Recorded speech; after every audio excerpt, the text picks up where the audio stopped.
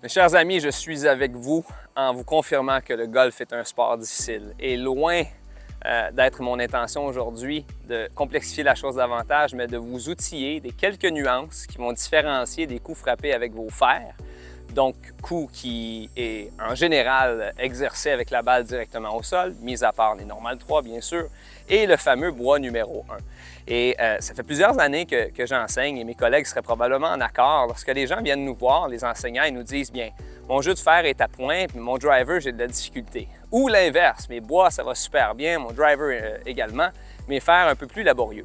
Et ma question est souvent, bien, est-ce que vous sentez que vous bougez de la même façon avec les deux catégories de bâtons? Puis la réponse qui m'est dirigée est souvent oui.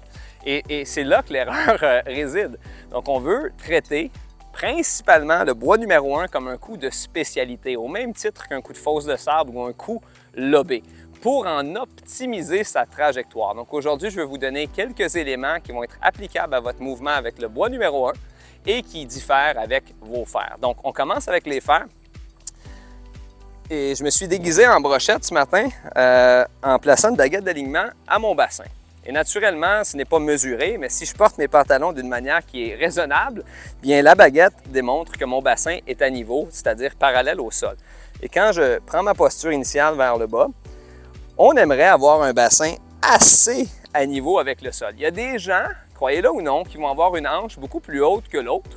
Donc la baguette va aussi donner une rétroaction à l'individu, naturellement par l'entremise de l'usage d'un miroir ou d'une caméra pour voir est-ce que mon bassin à moi est au niveau du sol en position d'adresse et de rectifier le tir si ce n'est pas le cas.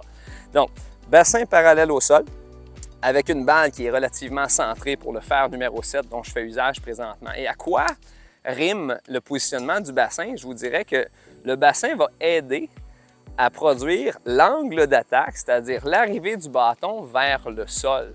Donc, lorsqu'on a des gens qui ont la hanche arrière très élevée, ce n'est pas rare qu'on va voir que le bâton va venir s'écrouler sur la pelouse, créer un divot très profond et c'est souvent corrélé avec une caractéristique d'élan qui est en général nuisible, qui est le fameux over the top. Donc pour quelqu'un qui est over the top, de niveler le bassin peut aider au chemin que le bâton va parcourir derrière la balle au moment du contact.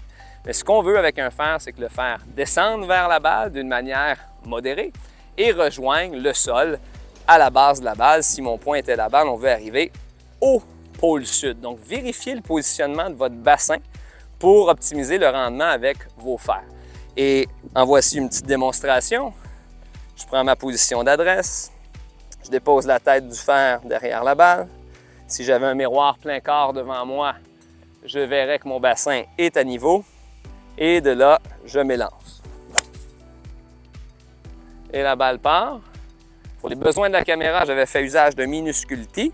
Le tis s'est envolé et la pelouse qui a été éprouvée se trouve légèrement du côté cible, d'où la balle avait été positionnée originalement. Maintenant, on substitue de bâton et c'est ce qui arrive fréquemment sur un parcours, bien naturellement. On est toujours appelé à changer de bâton d'un coup à l'autre. Et cette espèce d'aspect aléatoire-là, bien, je vous encourage de la mettre à profit en situation de jeu. On a d'autres capsules en lien avec la pratique en bloc et la pratique aléatoire que je vous recommande fortement de consulter.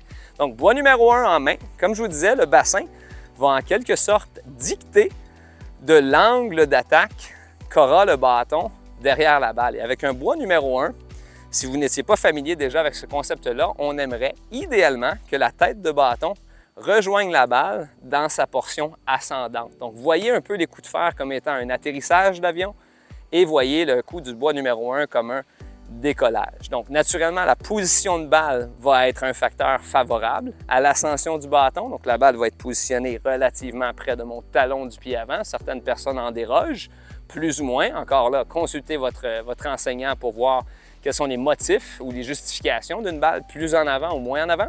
Dans ce cas-ci, on va aller au talon. Et prenez encore soin, devant un miroir, de vérifier si votre bassin est au moins à niveau avec le sol. Si il est parallèle au sol et que vous êtes victime de la caractéristique over the top et que les outils de mesure d'envol de balle vous donnent un angle négatif d'attaque, bien, je vous suggérerais d'adopter un peu cette routine, une routine pré-élan qui va amener le bassin à se placer d'une manière qui va aider à l'interaction optimale de la tête de bâton et de la balle. Donc, ceci dit, je vais y aller en exagération et je vais élever la hanche avant et abaisser ma hanche arrière. Donc, dans ce cas-ci, ma hanche qui est du côté de la cible, la hanche droite pour moi en tant que gaucher, elle est plus haute que celle d'en arrière. Et il y aura un effet dynamique à ça. Lorsque j'amorcerai ma rotation, ça permet d'aller positionner le haut du corps derrière la balle d'une dose suffisante pour aider à l'angle d'attaque par la suite. Donc, ça va affecter votre mécanique. Donc, moi, je suis un grand adepte des changements statiques. Donc, qu'est-ce qu'on fait avant de frapper pour influencer le mouvement dynamique qui suit, puisqu'on ne veut pas avoir 1000 réflexions au moment où c'est le temps de tirer la gâchette. Donc, je peux intégrer ça dans ma routine pré-élan, puis quand vous avez la rétroaction visuelle d'une baguette, à un moment donné, le corps, le cerveau va envoyer le bon message au corps par rapport à toutes ces récurrences-là que vous aurez fait d'une manière très, très alerte lorsque vous êtes dans un contexte hors golf. Ça se fait à la maison sans même avoir un bâton dans les mains. On veut recréer un ressenti, puis pour rehausser ça, je vous suggérerais même de le faire, après validation bien sûr, avec les yeux fermés. Donc, voici, je l'intègre dans ma routine. Bâton déposé derrière la balle. Position de balle vers le talon avant. J'abaisse ma hanche gauche et j'élève la hanche droite. Et de là, je vais du moins ressentir un élan similaire à celui que je produirais à l'accoutumée.